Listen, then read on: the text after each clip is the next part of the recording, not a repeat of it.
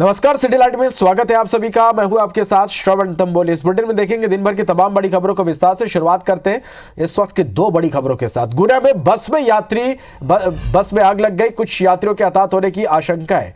खंडवा में घर में आग लगने के बाद एक यहां पर कई सिलेंडर में विस्फोट हुआ है। तो बड़ी खबर है, ये दो आप तक हम पहुंचा रहे हैं, जहां पर देखिए किस तरह से मध्य प्रदेश में आग का तांडव यहां पर देखने को मिला। दो तस्वीरें, गुना में यात्री बस में आग लग गई, कई लोगों की जिंदा जलने की खबर है। यहां से घायलों को अस्पताल पहुंचाया गया है। खंडवा में घर में ब्लास्ट के बाद आग लगी और यह बताया जा रहा है कि गैस रिफिलिंग के दौरान यहां एक बड़ा हादसा हुआ है। एक के बाद एक 12 सिलेंडर में ब्लास्ट हुए हैं। मौके पर प्रशासन की टीम मौजूद है। तो मध्य प्रदेश में आग के तांडव की ये दो तस्वीरें इस वक्त हम आप तक पहुंचा रहे हैं।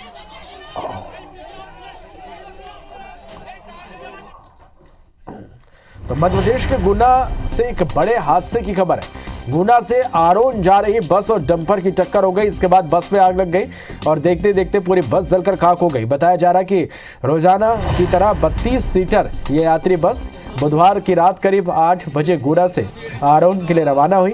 8:30 बजे के करीब दोहाई मंदिर बजरंगगढ़ के पास एक डंपर ने बस को टक्कर मार दी। इसके बाद बस घाटी से टकराई और आग लग गई। हादसे में कुछ यात्रियों के हताहत होने की आशंका है। हादसे में घायल और आग में झुलसे यात्रियों को नजदीकी अस्पताल में भर्ती कराया गया। गुना कलेक्टर तरुण राठी और एसपी विजय खत्री मौके पर मौजूद रहे।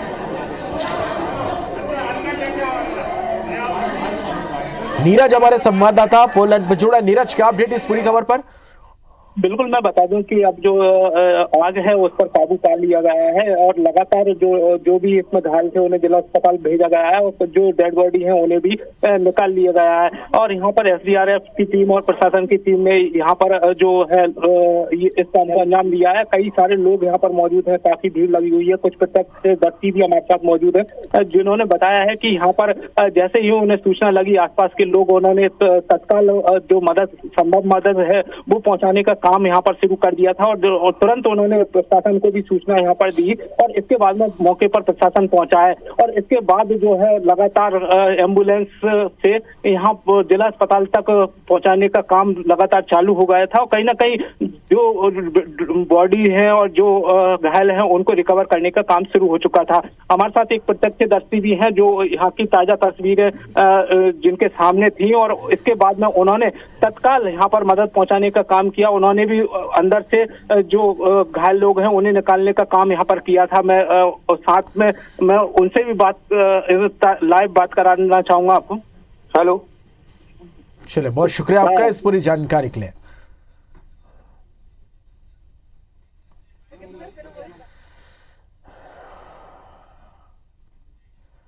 बढ़ते आगे, खंडवा के घासपुरा क्षेत्र में घर में आग लगने से अफरा तफरी मच गई और ये बताया जा रहा है कि इस घर में गैस के सिलेंडर रखे हुए थे। आग लगने के बाद सिलेंडर एक एक कर फटे और सिलसिलेवार कई धमाके हुए। स्थानीय लोगों ने पुलिस और दमकल की टीम को इसकी सूचना दी। इसके बाद कोतवाली थाना पुलिस सहित लगभग 4 थानों का पुलिस बल मौके पर पहुंचे और दमकल दस्ते के साथ मिलकर आग पर काबू पाने के लिए प्रयास शुरू किए। शुरुआती जानकारी के अनुसार जिस घर में आग लगी वहां अवैध रूप से गैस सिलेंडर के रिफिलिंग का काम किया जाता है। आग लगने के तुरंत बाद स्थानीय प्रशासन ने इलाके में बिजली सप्लाई बंद की और पूरे क्षेत्र को सील किया। मौके का जायजा लिया हमारे संवाददाता प्रतीक मिश्रा ने। चलो, प्रतीक हमारे संवाददाता इस वक्त फोन लाइन पर जुड़ा है। प्रतीक, अभी मौके पर क्या स्थिति है? बिल्कुल, मैं आपको बता दूं कि IBC 24 लगातार मौके पर यही है और पल पल की अपडेट जो है वो अपने दर्शकों को दे रहा है। एक अच्छी बात ये सामने आई कि आग पर जो है पूरी तरीके से काबू पा लिया गया है। जो गैस के सिलेंडर घर में भरे हुए थे जिनमें धमाका हुआ था, वे सभी सिलेंडर जो है यहाँ पर दमकल दस्ते ने सफलतापूर्वक बुझा लिए हैं और यहाँ क्षेत्र में विद्युत प्रदाय अभी भी बंद है। लोगों का आना जाना यहाँ पर प्रतिबंधित कर रखा है और प्रशासनिक रूप से अगर कहा जाए तो अधिकृत रूप से उन्होंने कहा है कि यहाँ आग जो है उस पर काबू पा लिया गया है। धीरे धीरे करके अब जो निगम के कर्मचारी हैं, दमकल के कर्मचारी हैं, वो घर के भीतर दाखिल होंगे और जो भी मलबा वगैरह है और सारी स्थितियों का जायजा लेंगे और मामले की जांच करेंगे। जी चलिए, बहुत शुक्रिया आपका इस पूरी जानकारी के लिए।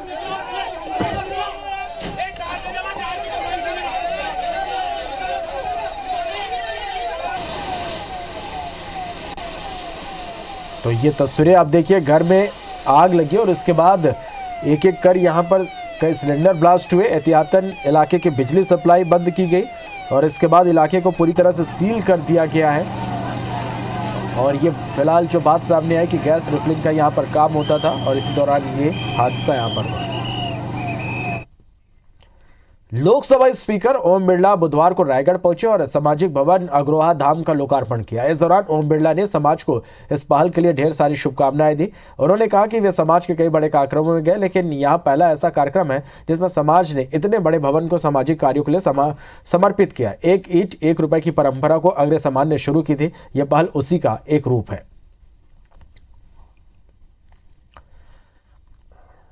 कैबिनेट मंत्री प्रहलाद पटेल बुधवार को ओंकारेश्वर दर्शन करने के बाद इंदौर पहुंचकर पारिवारिक मित्रों से मुलाकात की। इस दौरान उन्होंने लोकसभा चुनाव की तैयारी को लेकर कहा कि प्रदेश की लोकसभा की 29 सीटों में से 28 सीटें जीते हुए हैं, एक सीट बाकी है, उसी को जिताने का संकल्प लिया।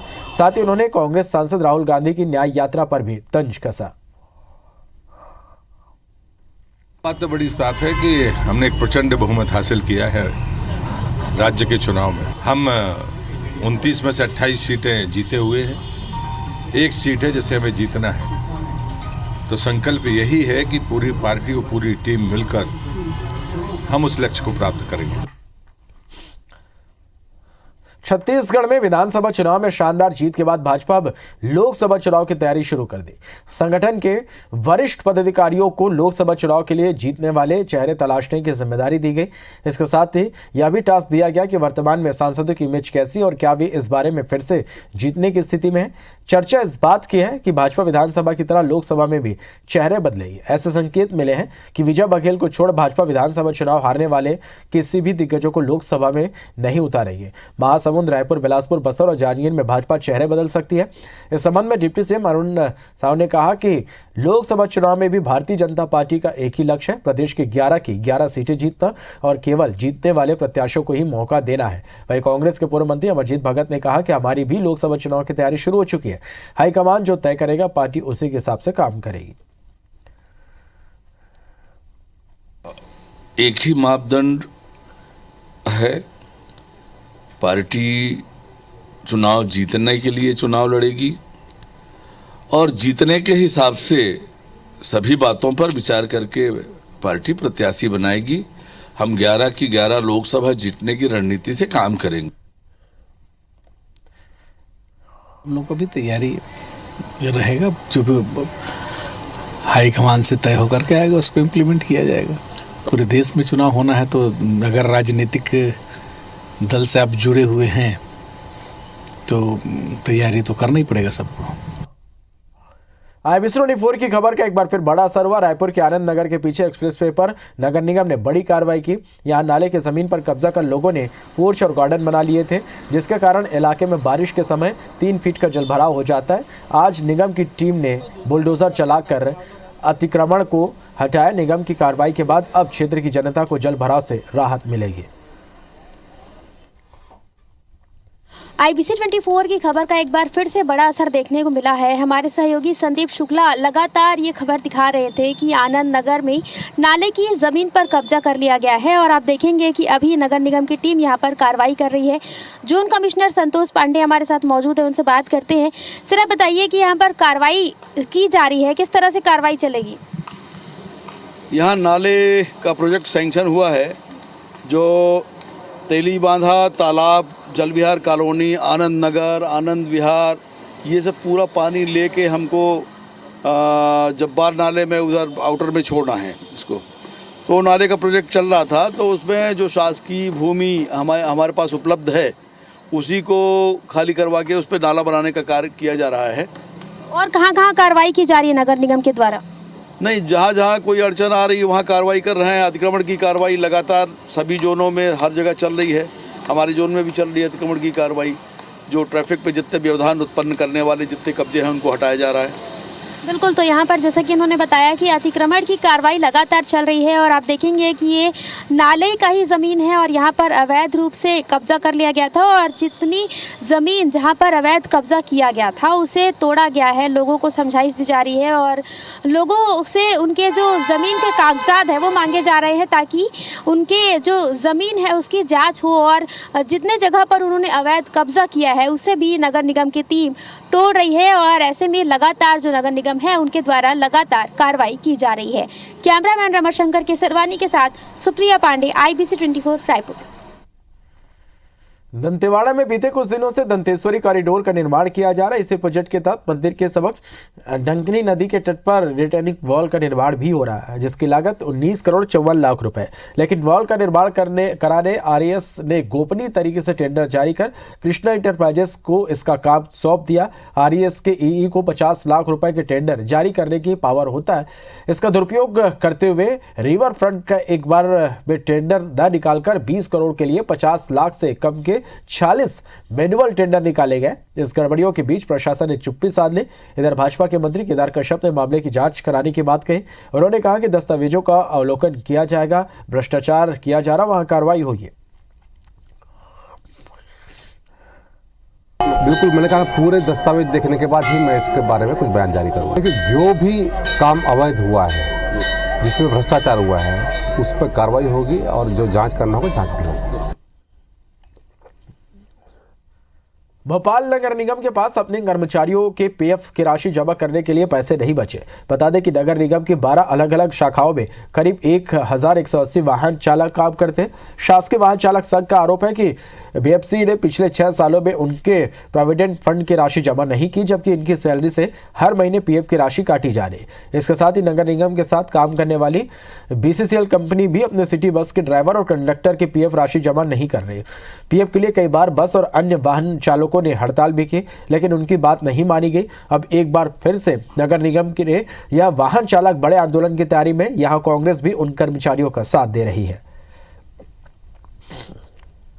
10 से 15 तारीख के बीच में वेतन हो रहा है। सबसे बड़ी समस्या ये है सर, 1 तारीख को वेतन होना चाहिए। दूसरी बात, जो हमारा PF का पैसा कट रहा है, वो PF का पैसा जमा नहीं हो रहा है। तकरीबन 30 से 35 महीने हो गए हैं, पैसा जमा ही नहीं हो रहा। ना हमें कोई जानकारी दी जा रही, ना हम अपना पैसा निकाल पा रहा है। आज 3 साल से लोग परेशान हो रहे हैं, मगर किसी तरीके की कोई जानकारी नहीं दी जा रही PF की। निश्चित तौर पर BCCL के अभी कल उनका सेवनिया थाने के पास में धरना था और इस बात की लड़ाई लड़ रहे हैं। उनको सुविधाएं भी नहीं मिल रही हैं, उनको तनख्वाह भी बराबर नहीं मिल रही है और उनके साथ जो व्यवहार हो रहा है, दुर्व्यवहार, उसकी उन्होंने बात की है। MPPSC 2019 के फाइनल रिजल्ट में सतना की प्रिया पाठक ने टॉप किया।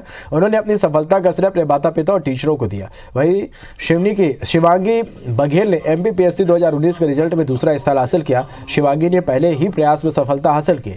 साल 2020 की PSC में भी शिवांगी का चयन जिला शिक्षा अधिकारी के पद पर हुआ। अभी उनकी भोपाल में ट्रेनिंग चल रही। 26 साल की शिवांगी ने स्कूल की पढ़ाई जबलपुर से की। इनके पिता PWD में प्रमुख अभियंता पद पर भोपाल में पदस्थ और पन्ना की पूजा सोनी ने मध्य प्रदेश सिविल सेवा परीक्षा 2019 में तीसरी रैंक हासिल की और डिप्टी कलेक्टर बनी। उनके पिता पेशे से किसान है, मां छोटी बर्तन की दुकान चलाती। इसके अलावा सीहोर के टिटोरा गांव का बेटा आशुतोष त्यागी DSP बन गया। आशुतोष त्यागी ने MPPSC 2019 में 9वीं रैंक हासिल की। आशुतोष ने अपनी सफलता का श्रेय अपने चाचा और दादाजी को दिया। बहुत बड़ी बात, मतलब हम लोगों की कम्युनिटी में अब लोग जो है। प्रिया पाठक ने MPPSC 2019 का रिजल्ट में पूरे मध्य प्रदेश में प्रथम स्थान लाकर पूरे सतना को गौरवान्वित किया है। प्रिया पाठक हमारे साथ मौजूद है। प्रिया जी, सबसे पहले तो आपको बहुत बहुत शुभकामनाएं। और मेरा पहला सवाल ये कि आप इस सफलता का श्रेय किसे देना चाहेंगे? सबसे बड़ा जो सपोर्ट होता है वो पेरेंट्स का होता है, फैमिली का होता है। उसके बाद आपके फ्रेंड्स जो आपको सपोर्ट करते हैं, और मैं धन्यवाद सारे टीचर्स को देना चाहूँगी जिन्होंने मुझे KG1 से लेके अब तक अपना मार्गदर्शन प्रोवाइड किया है। ये एक दिन की तो सफलता नहीं लगती, काफी लंबा वक्त, काफी मेहनत रही होगी। किस तरह की प्रिपरेशन रहती थी, कितने घंटे आप पढ़ती थी? एक्चुअली सर, जब शुरू में प्रिपरेशन करते हैं तो ऐसा कुछ घंटे के हिसाब से तो नहीं पढ़ते हैं, पर हाँ, मतलब अगर आप कंटिन्यू ऐसे कंसिस्टेंट हैं अपनी प्रिपरेशन को लेके, तो धीरे धीरे, जैसे अगर आप शुरू में 3 घंटे पढ़ रहे हैं, फिर वो धीरे धीरे 5 घंटे, 6 घंटे, 7 घंटे वो ऑटोमेटिकली हो जाता है।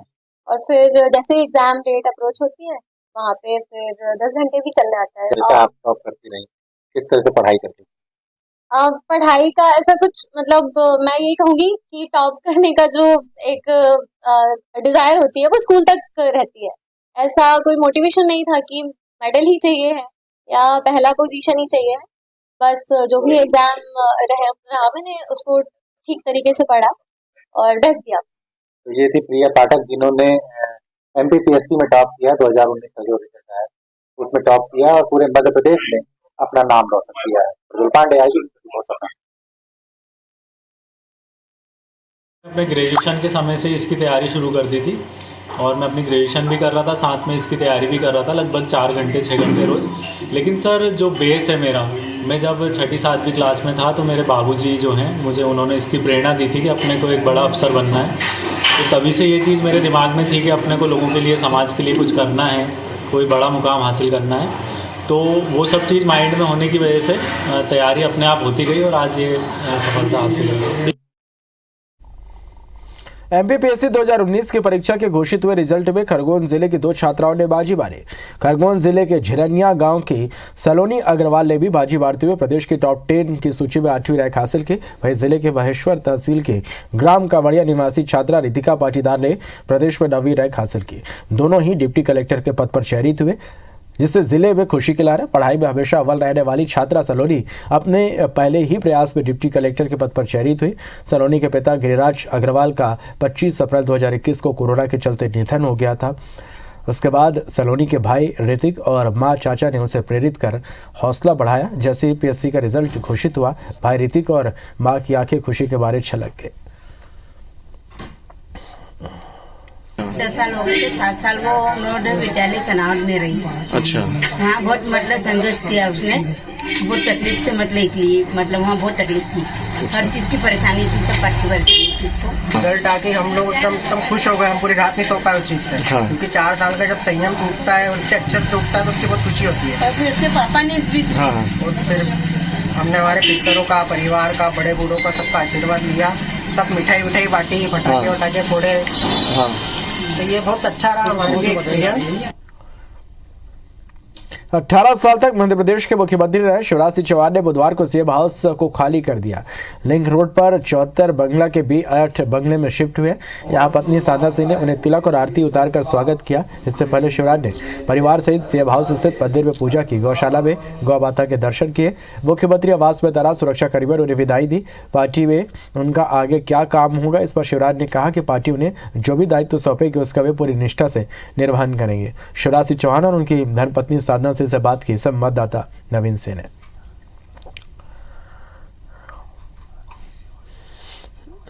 पूर्व मुख्यमंत्री शिवराज सिंह चौहान ने आज अपने नए घर में प्रवेश कर लिया। आप तस्वीरें देखिए, ये नया घर है। हालांकि इसके पहले भी शिवराज जी इस बंगले पर रह चुके हैं और हम लगातार कोशिश कर रहे हैं आपको तस्वीरें दिखाने की। शिवराज जी का ये बंगला बनकर तैयार हो चुका था और शिवराज जी ने यहाँ पर गृह प्रवेश कर लिया है। देखिए, शिवराज जी की धर्मपत्नी साधना सिंह इस वक्त यहीं मौजूद हैं। हम बातचीत करने की कोशिश करते हैं शिवराज जी से। एक आनंद का पल इसलिए कि वहाँ रह के प्रदेश के विकास के नए आयाम गढ़े गए और जनसेवा का महायज्ञ वहाँ चला। आज मैं मोहन यादव जी को शुभकामनाएं देते हुए और ये प्रार्थना करते हुए वो काम आगे बढ़े यहाँ आया हूँ। अब कार्यकर्ता के नाते यहाँ से जनता की सेवा का काम भी करेंगे। भावुक क्षण था सर, बहुत भावुक क्षण था। नहीं, देखिए आप जिस तरीके से कर्मचारियों से मिले, महिला सुरक्षा कर्मियों से मिले, उनके माथे पे हाथ रखा। नहीं, सबने इतने वर्षों तक साथ काम किया है तो वो परिवार का एक हिस्सा है, परिवार के सदस्य हैं, तो सबको गले लगाया, सबसे प्रेम से मिले। जिम्मेदारी तो पार्टी जो तय करेगी वो करेंगे और जो वादे हमने किए हैं वो हमारी सरकार पूरा करेगी। जाहिर है पूर्व मुख्यमंत्री शिवराज सिंह चौहान अपने नए घर में प्रवेश कर चुके हैं। आपको फिर तस्वीरें दिखाएंगे। ये नया घर है शिवराज जी का। लंबे समय तक शिवराज सिंह चौहान श्यामला हिल्स में रहे, तकरीबन 16 साल तक वो वहाँ रहे। उनकी पत्नी धर्मपत्नी यहाँ खड़ी हैं। में जाता है और वो ग्रेजुएशन हो जाता है, उसके बाद में अपने काम में लग जाता, तो यादें तो बहुत सारी होती है। जैसे आप भी बचपन में गई होंगे, बड़ी हो गई तो जिस घर में गए होंगे, हाँ, मतलब ट्रांसपोर्ट में जो घर मिलता है वापस आते तो दूसरी जगह जाते हैं, तो यादें तो जुड़ी जाती मकान से। तो चलिए, ये साधना सिंह है, धर्मपत्नी है। लंबा अरसा उन्होंने श्यामला हिल्स में शिवराज सिंह चौहान ने निकाला है। लगभग 16 साल तक वो बतौर मुख्यमंत्री उस बंगले पर रहे हैं। काफ़ी यादें जुड़ी हुई हैं, उन यादों का जिक्र भी शिवराज जी ने किया और ये भी बताया कि जिन कर्मचारियों के साथ उन्होंने इतने सालों तक काम किया है उनसे उनका एक भावुक जुड़ाव हो गया था, लिहाजा वो उनको ज़रूर मिस करेंगे। कैमरामैन रमेश के साथ नवीन सिंह, IBC 24 भोपाल। अयोध्या में बनाया जा रहा राम मंदिर को लेकर इंदौर में भी तैयारियां की जा रही है। राम मंदिर की प्राण प्रतिष्ठा को लेकर शहर में कई कार्यक्रम आयोजित किए जाएंगे। इसे लेकर शहर को दिवाली की तरह सजाया गया और नगर निगम अलग अलग इलाकों में राम मंदिर की प्रकृति बनाई जाएगी। लोहे से बनाई जा रही प्रकृति के सामने आतिशबाजी और कई कार्यक्रम आयोजित किए जाएंगे। इसके लिए इंदौर के मेयर ने व्यापारियों और आम जनता से आह्वान भी किया। साथ ही सभी व्यापारी अपने प्रतिष्ठानों से 15 जनवरी से 22 जनवरी तक वो उसे सजाएंगे। 550 साल बाद इस देश में एक ऐसी भव्य दिवाली आने वाली है जब भगवान श्री राम अपने जन्म स्थान पर विराजित होंगे। इसका संदेश पूरी दुनिया में इंदौर से जाए, इस भाव से मैंने इंदौर शहर के सभी व्यापारिक प्रतिष्ठानों, मॉल्स, होटल्स और मोहल्ले नगर के लोगों को आग्रह किया है कि 15 जनवरी से लेकर 22 जनवरी तक इन सब स्थानों पर आप भगवान राम मंदिर की प्रतिकृति लगाएं। आज उनका सपना पूरा हो रहा है। प्रधानमंत्री जी ने भूमि पूजन किया और अब देश को लोकार्पण में माननीय प्रधानमंत्री जी 22 तारीख कर रहे हैं। तो एक समाज में उत्साह का कार्यक्रम में वातावरण है और मैं जहाँ भी जाता हूँ लोग अपने अपने स्तर पर कार्यक्रम की योजना बना रहे हैं। पूरे शहर में उत्साह का वातावरण होगा, बहुत सारे कार्यक्रम हो रहे हैं, पूरा समाज एकत्रित होगा। उज्जैन में श्रद्धालुओं की बढ़ती संख्या को ध्यान में रखते हुए स्मार्ट सिटी ने उज्जैन पार्क स्मार्ट ऐप को लॉन्च किया। श्रद्धालु अब ऐप के माध्यम से अपने वाहन आसानी से पार्क कर सकेंगे। महाकाल मंदिर के आसपास के 4 पार्किंग स्थलों को ऐप से जोड़ा गया। ऐप के माध्यम से पार्किंग की पहले से बुकिंग कराई जा सकेगी। बताते हुए उज्जैन के विश्व प्रसिद्ध महाकाल मंदिर में 5 लाख श्रद्धालु प्रतिदिन पहुंच रहे हैं। ऐसे में शहर के चारों ओर जाम की स्थिति दिखाई दे रही। बाहर से आने वाले वाहनों के कारण शहरवासियों को भी दिक्कतों का सामना करना पड़ रहा। इस समस्या से निजात दिलाने के लिए उज्जैन पार्क स्मार्ट लॉन्च किए गए। श्रद्धालुओं को कोई दिक्कत ना हो, इसके लिए सारी तैयारियों के संबंध में बैठक थी और एक एक बिंदु पे विचार किया गया। हमें उम्मीद है कि लगभग 10 लाख लोग आएंगे, उसके हिसाब से व्यापक तैयारियां की जाएंगी। किस प्रकार की पार्किंग रहेगी या किस तरह से श्रद्धालु? देखिए, अब पार्किंग की संख्या बढ़ा रहे हैं। जिस तरह से महाशिवरात्रि में पार्किंग व्यवस्था थी वो पार्किंग रहेगी। बस्तर में अब एलायंस एयर ही नहीं बल्कि इंडिगो का विमान भी उतरेगा। इंडिगो कंपनी को कमर्शियल फ्लाइट संचालन की अनुमति मिल गई। मार्च महीने से रायपुर, जगदलपुर, हैदराबाद के बीच दोनों तरफ से इंडिगो विमान सेवा शुरू करेगा।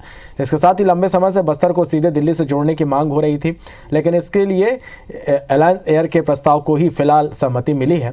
एलायंस एयर का कहना है कि उसे आने जाने में कम से कम 12 लाख रुपए की राशि राजस्व प्रति उड़ान मिलना चाहिए। वहीं जिला प्रशासन के अधिकारियों का कहना है कि इसके लिए भी वैकल्पिक उपाय किए जा रहे हैं। फिलहाल इंडिगो एयरलाइंस की सुविधा मिलने से जगदलपुर के लोग खुश हैं। कमर्शियल फ्लाइट शुरू करने के लिए भी हम लोग लगातार प्रयास किए थे, उसमें सफलता मिली है। काफ़ी हर्ष की बात है कि एयर अलायंस वालों ने जबलपुर होते हुए दिल्ली का फ्लाइट प्रपोजल दिया हुआ है। BCS का DGCA से और सिविल एविएशन मिनिस्ट्री से अनुमति मिलते ही वो शुरू हो सकता है। इसके अलावा आज सुबह ही इंडिगो की तरफ से कमर्शियल फ्लाइट ऑपरेशंस को लेके खबरें आई है और लिखित इन्होंने अनुमति भी मांगा है DGCA की। कोशिश करेंगे कि अगले साल के शुरुआत से ही इसको हम लोग शुरू कर पाएंगे।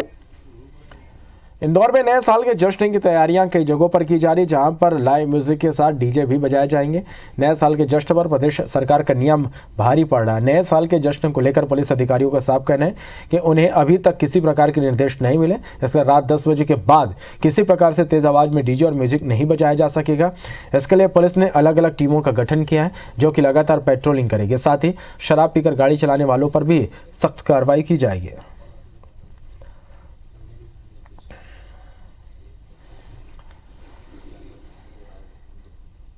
जो म्यूजिक वगैरह जो बजाते हैं, पब हो, होटल हो, गार्डन हो, उन सभी को हमने हिदायत दी है, उनकी बैठक ली गई है। उसमें ये बताया गया है 31 दिसंबर की पार्टी आर्टी जो भी होगी उसमें 10 बजे तक रात्रि को म्यूजिक बजेगा, उसके बाद कोई म्यूजिक नहीं बजेगा। और इसके लिए हमारे द्वारा थाना स्तर पर टीमें गठित कर दी गई हैं। हमें पुलिस लाइन से भी और रिजर्व का बल मिलेगा, सख्ती से इसका पालन कराएंगे। भोपाल से खबर, जहां सीएम डॉक्टर मोहन यादव ने मुआवजे का ऐलान किया है। गुना बस हादसे में सीएम डॉक्टर मोहन यादव ने घोषणा किया है। मृतक के परिजनों को 4 लाख रुपए देने की घोषणा की है। हादसे में घायलों को 50,000 रुपए देने की घोषणा की गई है। सीएम ने गुना बस दुर्घटना की जांच को लेकर भी आदेश उन्होंने दिए। तो यह इस वक्त की बड़ी खबर है। गुना बस दुर्घटना में सीएम डॉक्टर मोहन यादव ने मुआवजे का ऐलान किया है। मृतक के परिजनों को 4 लाख रुपए देने की घोषणा की गई है। हादसे में घायलों को 50,000 रुपए देने की घोषणा की गई है। सीएम ने गुना बस दुर्घटना की जांच को लेकर भी आदेश दिए। तो ये बड़ी खबर, गुना में एक बड़ा हादसा हुआ, बस में आग लग गई। 30 से 40 लोग इस बस में सवार थे। घायलों को अस्पताल में भर्ती कराया गया है। वहीं कई लोगों के जिंदा जलने की खबर है। इस पूरी घटना पर, इस हादसे पर सीएम ने मुआवजे का ऐलान किया। हादसे में घायलों को 50,000 रुपए दिया जाएगा। सीएम ने गुना बस दुर्घटना की जांच को लेकर भी उन्होंने आदेश दिए। तो ये तस्वीरें भी हम आप तक पहुंचा रहे हैं। एक बड़ा हादसा यहां पर हुआ, बस में आग लग गई। अब इस हादसे में जो घायल हैं उनको उपचार के लिए भर्ती कराया गया और मृतकों और घायलों के लिए मुआवजे का ऐलान किया गया। तो ये इस वक्त की बड़ी खबर आप तक हम पहुंचा रहे हैं। गुना में आज लगभग 8:30 बजे एक बड़ा हादसा यहां हुआ। बताया जा रहा है कि बस जो है डंपर से टकरा गई और इसके बाद भीषण आग लग गई। कई लोगों की जिंदा जलने की खबर है। तो ये इस वक्त की बड़ी खबर आप तक हम पहुंचा रहे हैं।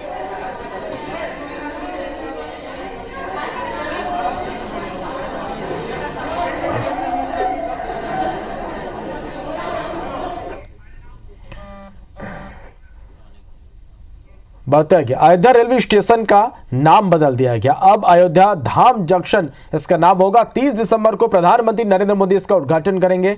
अयोध्या रेलवे स्टेशन का नाम बदलकर अयोध्या धाम जंक्शन कर दिया गया है। अयोध्या से बीजेपी सांसद लल्लू सिंह ने बुधवार को एक्स पर पोस्ट कर यह जानकारी दी। अयोध्या में आगामी 22 जनवरी को राम मंदिर की प्राण प्रतिष्ठा का कार्यक्रम होना है, जिस पर प्रधानमंत्री मोदी मुख्य अतिथि होंगे। इससे पहले 30 दिसंबर को पीएम अयोध्या में नए एयरपोर्ट और नवनिर्मित रेलवे स्टेशन का उद्घाटन करेंगे।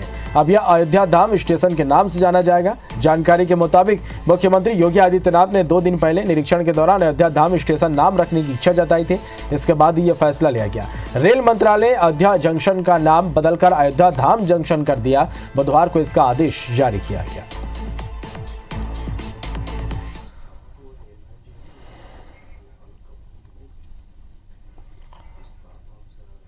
इसी के साथ फिलहाल इस बुलेटिन में इतने। नमस्कार।